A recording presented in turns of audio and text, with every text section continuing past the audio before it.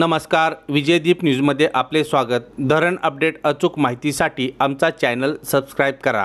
आज शुक्रवार 29 सप्टेंबर सकाळी 6चे उजनी धरण अपडेट। उजनीत दौंड येथून येणाऱ्या विसर्गात घट झाली। काल गुरुवार 28 सप्टेंबर सायंकाळी 6च्या तुलनेत आज शुक्रवार 29 सप्टेंबर सकाळी 6 वाजता दौंडचा विसर्ग 2931 क्युसेक्सने घटला।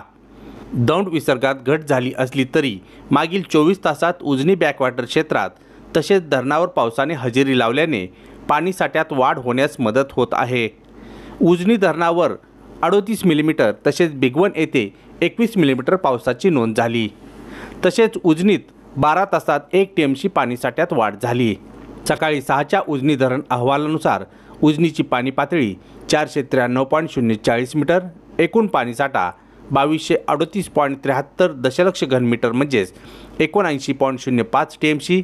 त्यापैकी उपयुक्त पाणीसाठा 435.92 दशलक्ष घनमीटर म्हणजेच 15.39 टीएमसी असून धरण टक्केवारी 28.73% झाली।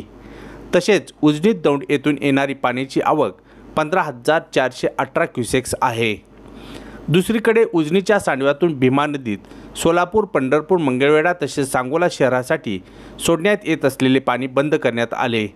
तर वीज निर्मिती प्रकल्पातून 1600 क्युसेक्स विसर्ग भीमा नदीत सुरू आहे, तो देखील आज बंद होण्याची शक्यता आहे।